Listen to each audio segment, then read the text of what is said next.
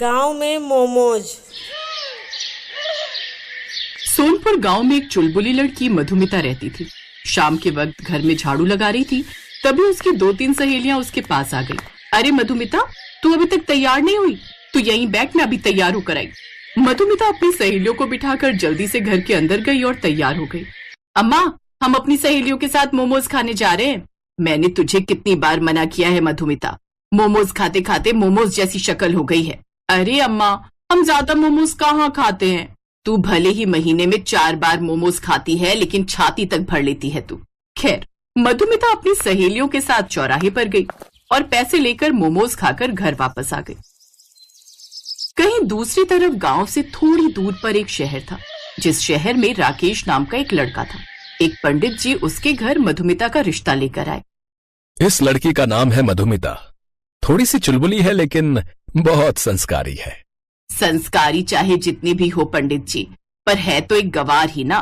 तुम भी तो एक गांव की ही लड़की थी, पर मैंने तुम्हें पसंद किया ना। राकेश को मधुमिता पहले ही नजर में पसंद आ गई और दोनों की शादी हो गई। अगली सुबह राकेश काम पर जाने लगा। वो एक फैक्ट्री में मजदूरी करता था और अपना परिवार पालता था। ये लीजिए टिफिन, और हाँ, बाहर का कुछ भी खाने की जरूरत नहीं है, इसलिए मैंने आपकी पसंद का खाना बनाया है। और बाहर का कुछ खाना हो तो मुझे बताइएगा, मैं भी आपके साथ चलूंगी। इतने में वहां पर उसके सास ससुर आ गए। ये लो, शादी का एक दिन भी नहीं बीता और साथ में घूमने की बातें होने लगी। मोहल्ले वाले क्या सोचेंगे? अरे ओ भाग्यवान, हम लोग शहर में रहते हैं और तुम गांव वाली बातें कर रही हो। क्या बात है पिताजी, जब मेरी और माँ की लड़ाई हो जाती थी ना, तो मेरे पापा हमेशा मेरा ही साथ देते थे, और शादी के बाद आप भी मेरे पिता जैसी बातें कर रहे हैं। राकेश काम पर चला गया। मधुमिता ने अपने ससुर और राकेश का दिल अपने चुलबुलेपन से तो जीत लिया था, पर उसकी सासू माँ हमेशा मुंह बनाया करती थी उसे देखकर। अरे मधुमिता बेटा, शाम हो गई है, मेरे लिए कड़क चाय बना दोगी क्या? अरे ससुर जी, आप मुझे ऑर्डर दीजिए, ऑर्डर। इतना कहकर मधुमिता चाय बनाकर ले आई।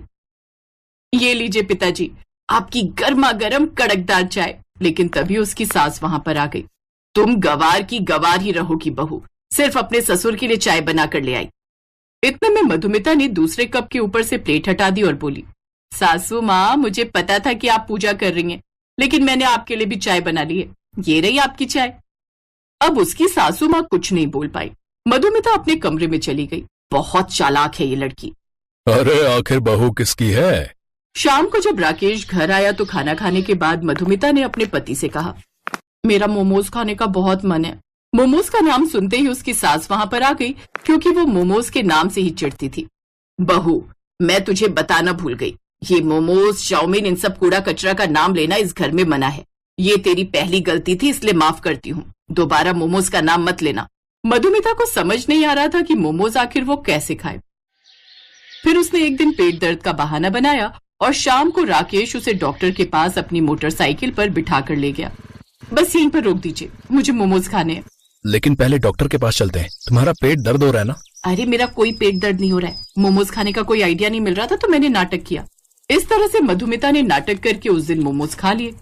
सब कुछ ठीक चल रहा था, लेकिन अगले दिन राकेश की फैक्ट्री में एक बहुत ऊंचाई से उसका पैर फिसल गया और नीचे जमीन पर आकर धड़ाम से गिरा। फैक्ट्री मालिक ने उसे अस्पताल में भर्ती किया, लेकिन वो कोमा में चला गया, सर पर चोट लगने की वजह से। अब साहब, ये सब कैसे हो गया? देखिए, डॉक्टर ने कहा है कि अभी कुछ कहा नहीं जा सकता। राकेश मेरी कंपनी में काम करता था, इसलिए मैं इस महीने की और अगले महीने की भी पेमेंट दे देता हूँ। इससे ज्यादा मैं कुछ नहीं कर सकता। राकेश को उसके घर वाले अपने घर लेकर आ गए। मधुमिता की आंखों से आंसू रुकने का नाम ही नहीं ले रहे थे। जब तक इसकी शादी नहीं की थी, तब तक एक खरोच तक नहीं आती थी राकेश को। शादी के 6 महीने बीते नहीं, मेरा बेटा कोमा में चला गया। कलंक है तू बहू इस घर पर, निकल जा इस घर से।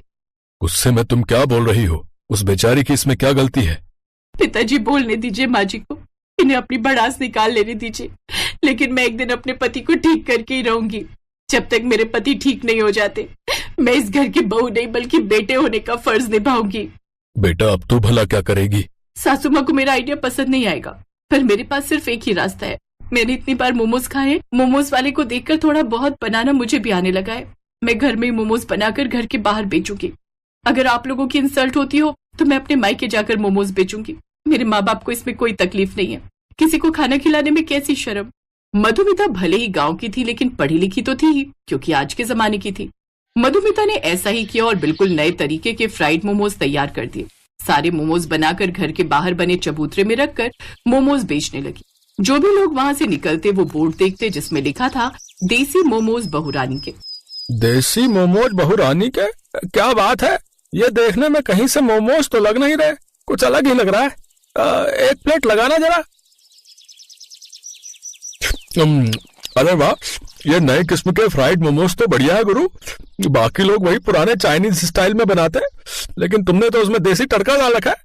अब हर रोज उसके घर के बाहर भीड़ बढ़ती चली गई। इस तरह से अपने चुलबुले अंदाज में लोगों को अपनी तरफ आकर्षित कर लेती थी और ऐसे ही वो खूब पैसा कमाने लगी। उसके सास ससुर अब उससे बहुत खुश रहने लगे। राकेश कुछ बोल तो नहीं सकता था, लेकिन अंदर ही अंदर सब कुछ समझ रहा था और भगवान से प्रार्थना कर रहा था कि काश मैं भी ठीक हो जाऊं, जिससे मैं अपनी पत्नी का साथ दे सकूं। आप परेशान मत हो, मेरी भगवान से बात हो गई है। 2-3 दिन में आप ठीक हो जाएंगे, ये मेरा प्रॉमिस है।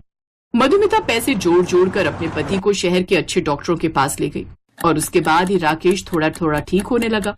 एक रोज जब मधुमिता बाहर मोमोज बेच रही थी, तभी उस भीड़ में से एक आदमी का हाथ आया।